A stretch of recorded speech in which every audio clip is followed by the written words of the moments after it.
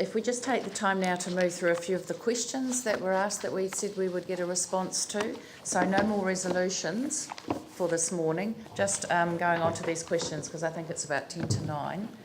Well, the only thing that I'm worried about is that some of the people that may have asked some of the questions may have gone. We may have lost them already. Do you want to just run through the topics? The questions are, for example, fire stations and corrections facilities included as permitted activities in residential stage 2. Why is that? The other one was the scale of schools in the central city in relation to what happened at Cathedral Grammar. The third one was about contaminated land, who deals with that and what's the process. Assessment of the art gallery, I can answer that now. We will undertake an assessment, and by the time this comes back to you from the ministers, and also certainly by the time you might want to put a submission into our own stage 3, that assessment will be completed, and then whether or not what it shows up we will bring to you, and you can decide whether or not you can put it forward. Okay, you can answer the Chester, the grammar, Cathedral Grammar, because Yanni raised that question, so he's here. And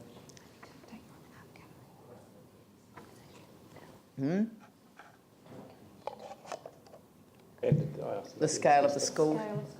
I asked the first question.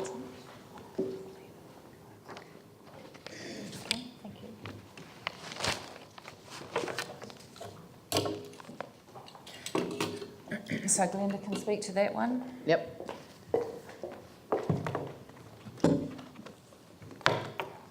I've also got Scott Blair here because he's the residential expert.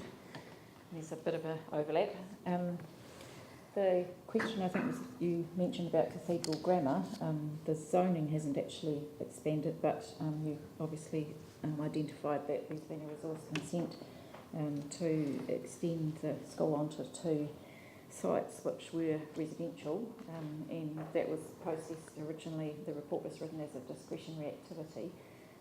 Just about the time it was about to be signed off, this new document from Sarah came out, and then it was reassessed as a non-complying activity because of a new rule in here which made non-residential activities non-complying if they were more than 200 square metres. So it was reassessed as a non-compliant activity, and it was still approved. It had the consent of all the adjoining neighbours, written consent of all the adjoining neighbours, so it wasn't notified. And Scott can perhaps speak to the position now with regard to the wording that's coming out of the independent hearings panel on residential in the central city and non-residential activities. Great. Was done for that? No, because it was not considered to be necessary because it was just a sort of a displacement of classrooms from the existing site, so no increase in traffic. And do you know how many people could have lived on that site if it was fully? Well, it was 2 houses. Permitted baseline, so if you looked at height, density, 100? I didn't check that out. It used to be living 4C, so it's like one of the medium density sites, I think. So you could have had quite a few people. But I don't know, I think, and I imagine it had just 2 large houses. Yeah. But now I think we're now back to the position in the Central City chapter where non-residential activities are discretionary, or at least educational activities are discretionary. Okay. Can you speak to that? I think. Yep. Coming out, and we need to hark back to the recent Chapter 14 hearings that have just concluded. Effectively, where the Crown, the Council, and although we haven't seen the decision from the hearings panel yet, has got to in terms of existing non-residential activities, is an amended policy in relation to continuing and supporting their redevelopment and expansion.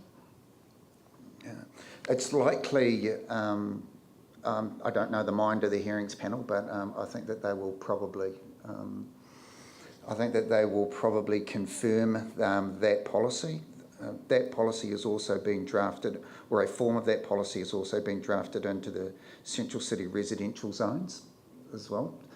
What we're trying to do is align what's coming out of the hearings panel with the Central City residential zone with what we know is likely to come out of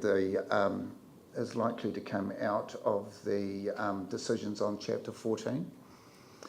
This hopefully will head off, if you like, unnecessary submissions from the Crown, where they might repeat submissions that they've already made on the first round as well. As Glenda has pointed out, in the Crown's version of the Central City Living Zones, non-compliance with certain non-residential activity standards defaulted to non-complying activity. That ironically doesn't meet the statement of expectations as well in terms of being as simple and reducing as much as possible the consent hurdles. So I believe what will come out of the stage 1 hearings for Chapter 14 will be that they will default to either restricted discretionary, where the effects can be clearly defined and the consent application can be focused, or they'll default to just a straight discretionary activity. Right. Yep. It's extraordinary because we actually did pre-consultation around that Living Zone Central City chapter, and one of the feedback that we got from the local residents groups and the people that submitted was overwhelmingly to strengthen the residential non-coherence rules, to make it harder for non-residential activities to go into residential neighbourhoods. And actually the government, it was the one thing in that announcement, they chucked out the urban design, they chucked out the notification, they chucked out a number of things. But the one thing that people actually liked that they did was that non-residential, making it harder for non-residential to go into residential zones. So I don't know why we would support the amended policy. I think we need to distinguish between the policy about existing non-residential activities and generally restricting the establishment of new non-residential activities and maintaining a predominantly residential environment. Should have been. So regardless, so both of those are issues for inner city residents. So we want to encourage people to live in the central city. So allowing valuable use of that land that's high density and has a certain level of amenity for people that want to live there, to be able to be used by a one-storey school that's not even increasing its role is really bizarre. I can't strategically justify that, and I don't think if we see the encroachment of the Salvation Army, for example, who brought up all the low cost, affordable bed sits and accommodation in that Salisbury Street Graceville Lab for a new church, and they had a church in Victoria Square. I can't understand why we would allow that to continue. I personally think we need to stay strong to what the people have told us, and I just don't agree with this approach, and I'm concerned that we're providing evidence to amend these policies that enables this. And ironically, the government have made one decision, and now they're giving contradictory submissions through the statement of expectation to what they've already agreed. Okay. As a little bit of background, and harking back to the very first decisions, the strategic directions decision, the hearings panel introduced a new objective, objective 3.3.11, that talks about community facilities. It says effectively the expedited recovery and establishment of community facilities and education activities to meet the needs of the community. It's not increasing its role. It's not providing recovery space. Of the school, though. The school's fine. It's rebuilding, providing classrooms which were damaged elsewhere. But if you compare that to the loss of residential accommodation in the central city, how on earth does a single level classroom outweigh 100 people living on that land? Well, I don't think there would have been 100 people living there if There it could was have just two been. houses. The Park Terrace towers that were adjacent nearby would have had about 100 people living in them. So it just seems, this whole idea that recovery, I think we've just got two competing objectives. We want people living in the central city. That has to be a key focus. And we need to have land available for people to do that, whether it's the affordable housing on Salisbury Street, which is all knocked down, or whether it's the apartments that would go in the L4 areas.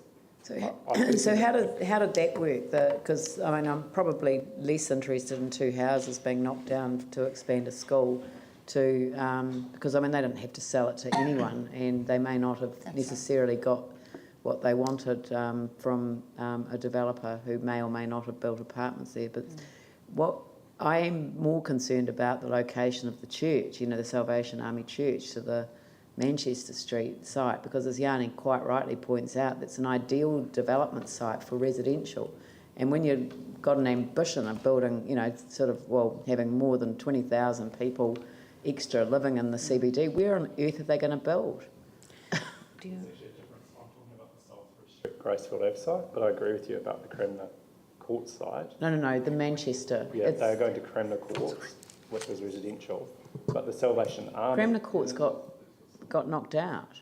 Yeah. No, I'm talking further down. You're talking... I thought it was Street. Salisbury, Manchester, is it not? No, it's Colombo. Is it Colombo? Yeah. The Gracefield Ave. Yeah.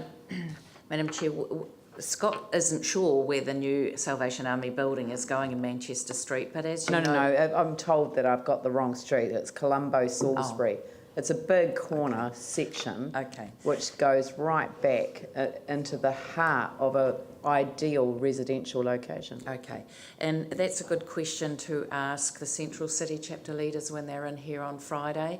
All Scott is relaying to you is how the residential areas outside of the city centre are being dealt with at the moment. That's what he's talking about, the hearings on the residential stage 1. That's all he can comment on at the moment. But that impacts on the decision that was made in the CBD? The strategic direction objective could yes. It does. These are overarching objectives that were signed off in the strategic directions, but the Central City chapter hasn't been notified yet. It's going out in June. So, there is zoning. But the government's already changed our plan.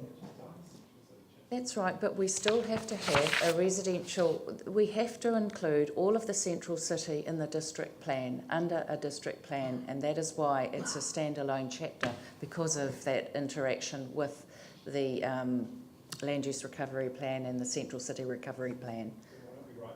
We did with the port and say, you've already got the Central City chapter, why are we doing it again? Because legally, we are required to have a full district plan. You can't just have a gap in the middle of the city. What happens when the Sewer Act disappears? So we have been working with them closely, and we are trying to align the rules that are being dealt with through the Central City Recovery Plan and with our own rules, but in some places they are different. That has been explained to you in some degree. Yeah, it has. So I don't support the approach that we're taking. I am concerned about the ongoing encroachment into residential. We have a housing crisis in the city. We're rezoning land on the fringes and the greenfields because of we're told the lack of land supply, and we're enabling non-residential activities to enhance and expand in residential. Right. It makes no sense. Sorry, I to me. didn't get that message. I got the message that there are different rules that will apply in different parts of the city.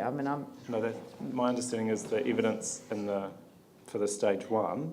For the Chapter residential 14. chapter, it's outside the CBD. Outside the CBD, but the decision likely on that is to enable Similar, non-residential activities to We expand. need to distinguish it between some of these non-residential activities, which are the community facilities, including schools, and the other sorts of non-residential activities where we're looking to restrict them in the central city, particularly those of a commercial or industrial nature in those zones. So all that's being facilitated is existing community facility type uses in existing residential central city zones. I think that the idea of community facilities is for the local community to use them.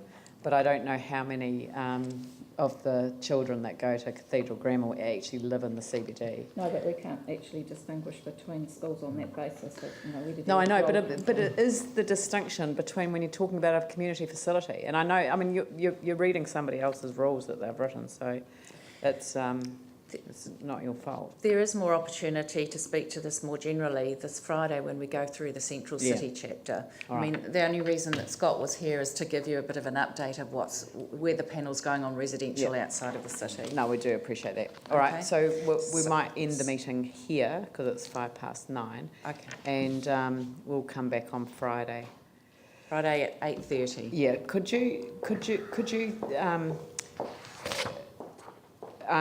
what I didn't have this morning was an indication of what chapters we were going through. So I just had the notification without the I can give actual you an thing. So order. can you just do the order Yes, that we're going to yes. deal with things on Yes. Friday? Yeah.